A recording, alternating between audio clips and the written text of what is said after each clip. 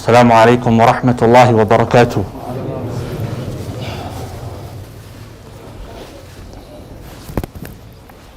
الله أكبر الله أكبر الله أكبر الله أكبر الله أكبر الله أشهد أن لا إله إلا الله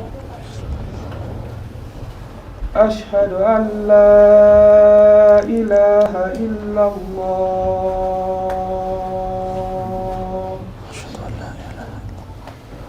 أشهد أن محمدا رسول الله أشهد أن محمدا رسول الله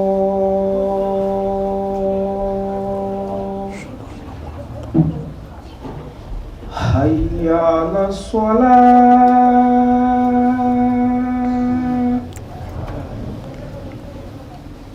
حي على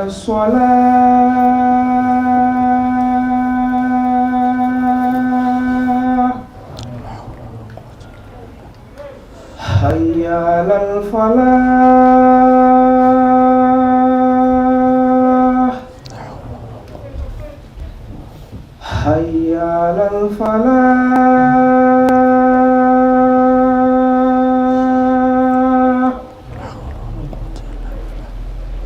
الله أكبر الله أكبر لا إله إلا الله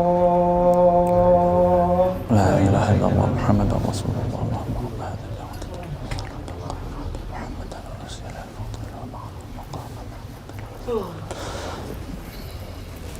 إن الحمد لله نحمده ونستعينه ونستغفره ونعوذ بالله من شرور أنفسنا ومن سيئات أعمالنا من يهده الله فلا مضل له ومن يضلل فلا هادي له وأشهد أن لا إله إلا الله وحده لا شريك له وأشهد أن محمدا عبده ورسوله يا أيها الذين آمنوا اتقوا الله حق تقاته ولا تموتن إلا وأنتم مسلمون أوصيكم ونفسي بتقوى الله فإن الله تعالى مع المتقين وبعد.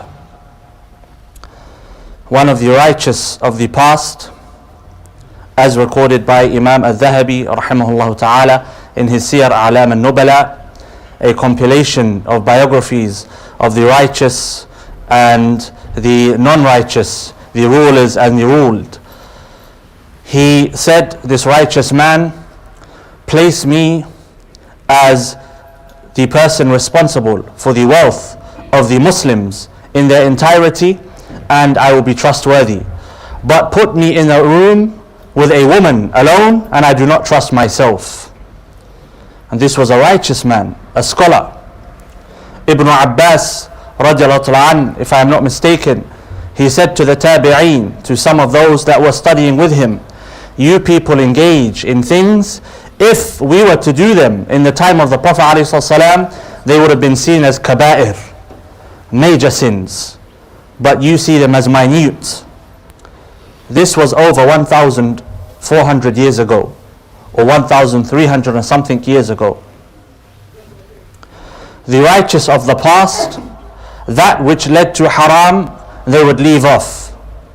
That which could potentially lead to their downfall, they would stay away from. Why? Because they feared a bad ending. They feared leaving this life, and they were not in a state that Allah subhanahu wa ta'ala would be pleased with. If a person were told that there was something that could potentially harm their health or their wealth, and they knew where that thing was, most people would stay away from it. And some may say no, they wouldn't. But we have today an example, a living example that we are all going through with the corona, the COVID-19. We wear masks. Some are wearing those masks because they want to, others are forced, regardless. We stay socially distanced, as it is called. Some of us at least, are looking to be vaccinated. We are afraid of catching this sickness, to the extent that if I were to say there is someone in this hall today that has the corona confirmed, those who believe in it and those who don't believe in it would stay away from that person. Why? Because they don't want to take the risk. We stay away from that which we can catch physically. We stay away from that which can harm us financially. But do we stay away from that which can harm us spiritually? Do we stay away from that which can lead to the destruction of our hearts and our deen? Do we take our iman as seriously as we take our health? I don't think that we do. And what's interesting is that if we were not to take our health seriously, but we were to take our iman seriously, the consequence would be minute. Why? Because bad health ultimately leads to death, but good iman leads to eternal pleasure. Whereas bad iman leads to potential punishment, and good health leads to perhaps a small extension in this life. But what good is an extension in this life if ultimately that person is going to be punished anyway? They're just delaying that which is inevitable. Today in society, the way that we deal with corona is a sign that we're not ready for death. And we can't blame society for dealing with corona in such a way, because this society is not a society that believes in preparation for death. They believe in extension of life. They believe in chasing after this life. They believe in making this life their eternal abode. Or at the very least, making this life, so long as they're here, the best type of life they can possibly live, because you only live once. No, we don't believe that. We believe that this place here is preparation for our real life. And so what we should look at is how we prepare for that real life. How we take measures in preparation for that real life. Why am I scared of corona? Why am I scared of sickness? Why am I scared of death? Because I'm not ready to meet Allah subhanahu wa ta'ala. So what do I have to do about it? Start getting prepared. There is a medium today, a medium that every single person, at least generally speaking, and to the rule there are exceptions. You don't take notice of the exceptions, you always look at the main rule. Every single person has in his or her household a medium that is extremely destructive to one's heart, to one's iman. And what is more worrying is that most people don't even realize the destructive nature of that medium that they have. Malcolm X, rahimahullah ta'ala, may Allah subhanahu wa ta'ala accept him from the shuhada, he said, and this is what, in the 60s or the 70s, he said when speaking about the television, would you allow the devil himself to look after your children? This is what he asked when speaking about the television.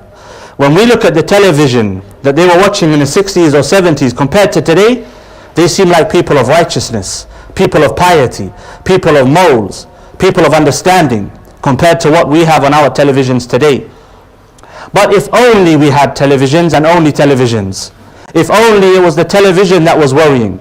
If only it was the television that was causing the problems. No. Now we have something with us that we can't let go of.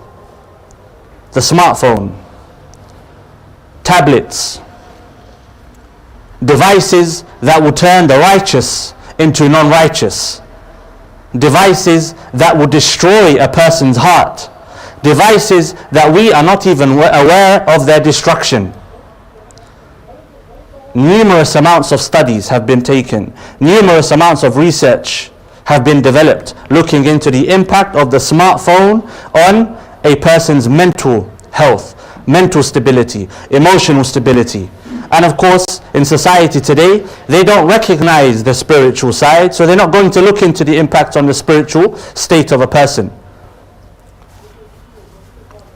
Studies show that giving a smartphone to a child is like giving cocaine to that child.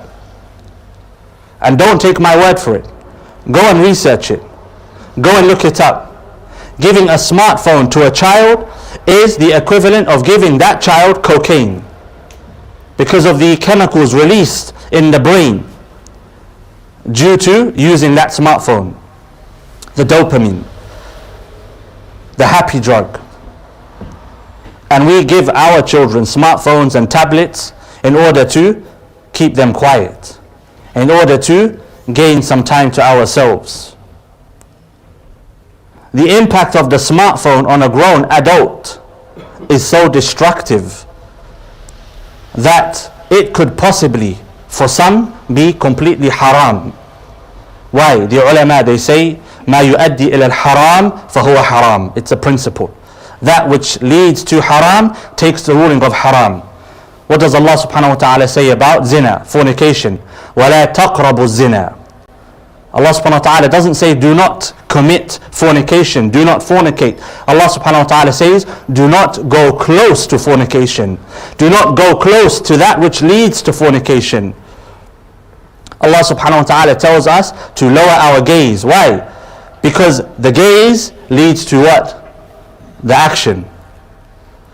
Our scholars tell us there is a direct link between the eye and the heart. That which you allow to enter into the eye enters directly into the heart. And it immediately stimulates you. Whereas you might read a sentence, it doesn't have the same impact. You might hear something, it doesn't have the same impact. You see something, it can harm your heart. And what's scary is that you may not see the effects of that image that you have seen, that video clip that you have watched, until a few years later. Our children are suffering from doubts.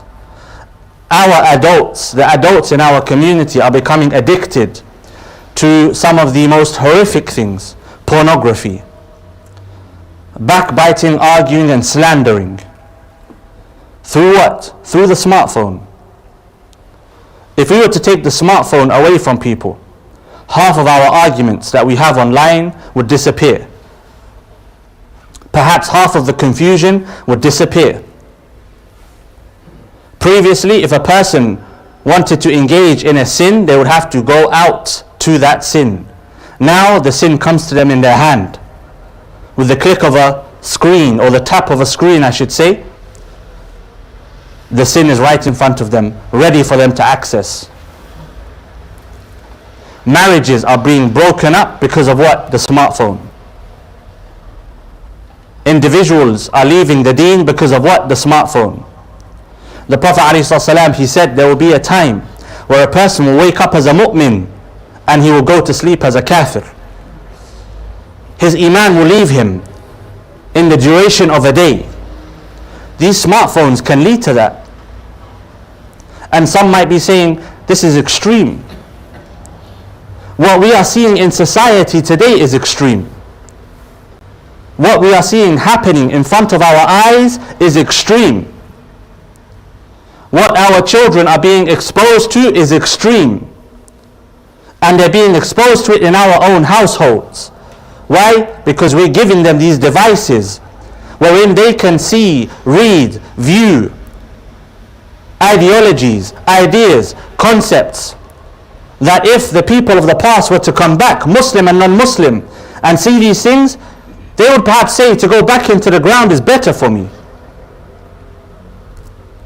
We have to wake up and take these smartphones seriously and realize that these are traps. These things are traps. The righteous cannot escape the traps of these things. We have to be very, very wary with what we allow our eyes to see, because we are going to be held accountable on Yawm al-Qiyamah.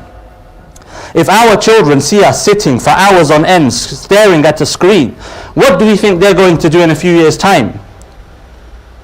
If we do not have the ability to interact with our children because we are stuck on our devices, how do we expect our children to interact with us in the future? The Prophet ﷺ, those that described his interactions, they said he would give a person his full attention. He would give a person his full attention whilst talking to him or her. A person on a smartphone is talking to you whilst they're looking at the screen. A person on a tablet doing the same thing. The Prophet ﷺ, he said, "Min husni Islam al-mar'i tarkuhu ma la ya'ni." From the goodness of one's iman is to leave off that which does not concern him. When a person scrolls on Instagram, or scrolls on Twitter, or scrolls on Facebook, or scrolls on YouTube, or any of these other social media platforms, what exactly are they doing? They're putting their nose into the business of other people. What are we doing on these? We're uploading our business for other people to look at. And if only it was the reality of our business. No, it's picture perfect moments. Moments that actually don't exist. We take a picture of food, might look nice, taste horrific, but we take a picture of it anyway and put it up and say delicious. We're sitting in a gathering with our friends, our family members. Perhaps we're having a really bad time. Perhaps we're suffering from depression or anxiety or any other illnesses that come along with these devices. But we put a picture up with a smile saying having a great time. Creating these picture perfect moments. Creating this false reality. Lying. What are we doing to our own mental states and the mental states of others? The Prophet ﷺ told us to look at those who have less than us. We go online, what do? We look at those who are promoting that they have more than us. You have men today hiring out clothes and trainers to take a picture for Instagram. Living a lie. How can a man look at himself knowing that he's hiring something he doesn't have to promote it to other people? Where's the sense of honor and dignity? Gone. Why? Because these smartphones take it away from us. Read the studies about these devices, the psychology that went into these devices and these apps. They designed them to be slot machines. A person becomes addicted to slot machines. The most addictive form of gambling, is the slot machine. Likewise, these apps. Those who program these apps, they program them so they can program you to become addicted to them. Why? So they can make some money off of you. The owner of Netflix, he said, we are in competition with what? With sleep. Sleep is our direct competitor. Meaning, we want to keep people awake, binge watching our programs, our films, our TV shows. And what goes into those films and those TV shows? The philosophies of those who make them. We're filling our minds with utter filth. We're filling our hearts with utter filth. And then we look at ourselves, we look at our situation, and we ask ourselves, what's happening? We are responsible. We need to take drastic change. Drastic times call for drastic measures. We have to realize how dangerous these things are. Don't take these things to be mild. Don't take these things to be something that we can overlook. These things are dangerous. These things can destroy a person's iman, can destroy a person's heart, can destroy a person's marriage, can destroy a person's children. أقول قولي هذا وأستغفر الله لي ولكم ولسائر المسلمين فاستغفروه إنه هو الغفور الرحيم.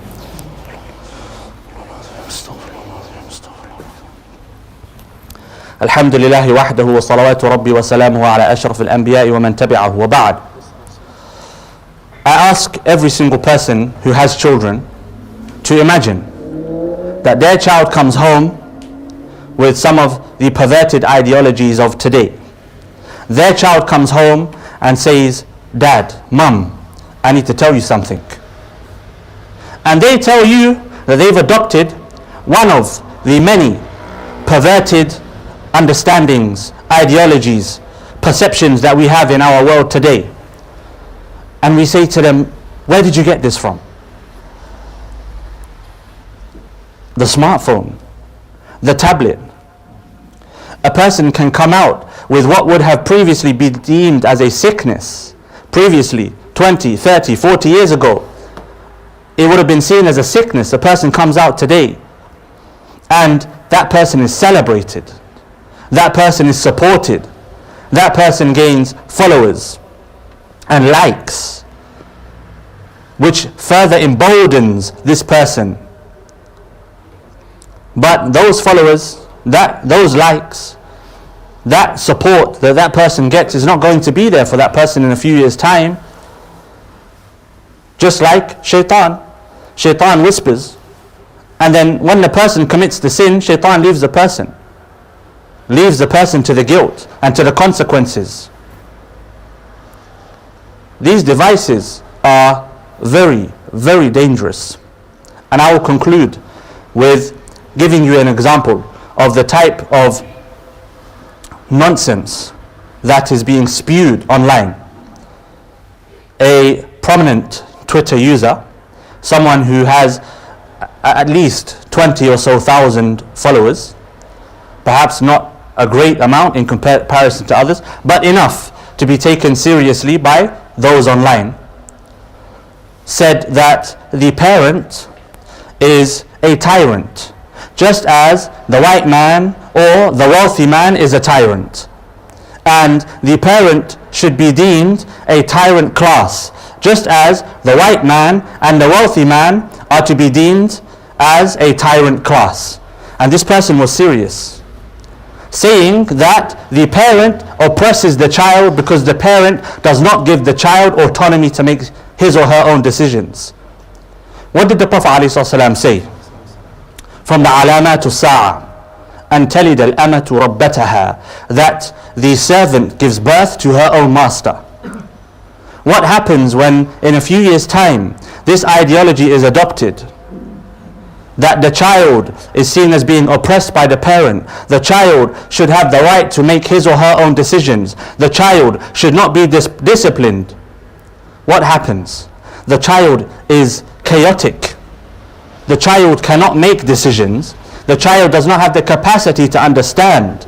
The child runs after that which they desire, not that which is better for them. Put a bowl of sweets in front of a child and tell the child it will harm your teeth, the child will eat the sweets. And that's a very simple example. Add to that the fact that this person is saying white men should be seen as a tyrant class, rich men should be seen as a tyrant class. No, in Islam none of that holds true. In Islam there's no difference between white, black, yellow, green, orange, blue, doesn't matter. The wealthy, the poor, it doesn't matter. For us, tyranny is tyranny against the self, according to the principles of Islam. But the point is, these ideologies are becoming very, very prominent and being picked up by our youth. And if we don't realize we are facilitating these things for them, we are basically harming ourselves. And in a few years' time, we're going to cry, and we're going to shout, and we're going to complain, and we're going to talk about society and how society is broken. But we are the ones that are allowing these things into our homes. We have to realize the dangers before we wake up and our legs are missing. I ask Allah subhanahu wa ta'ala to guide us and protect us from that which is taking place of perversion and filth in our society. I ask Allah subhanahu wa ta'ala to make us the purifiers of the filth, and I ask Allah subhanahu wa ta'ala to allow us to see that which is harmful to us before it harms us, and I ask Allah subhanahu wa ta'ala to allow us to see that which is beneficial for us and adopt it. I ask Allah subhanahu wa ta'ala to send his salutations and his blessings upon the Prophet ﷺ and his companions. Allahumma salli ala Muhammad wa ala ali Muhammad kama sallaita ala Ibrahim wa ala ali Ibrahim innaka hamidun majid, warda Allahumma an Abi Bakr wa Umar wa an Uthman wa an Ali wa an sa'ir الصحابة أجمعين. اللهم فقهنا في الدين وطهرنا يا رب العالمين وأقم الصلاة.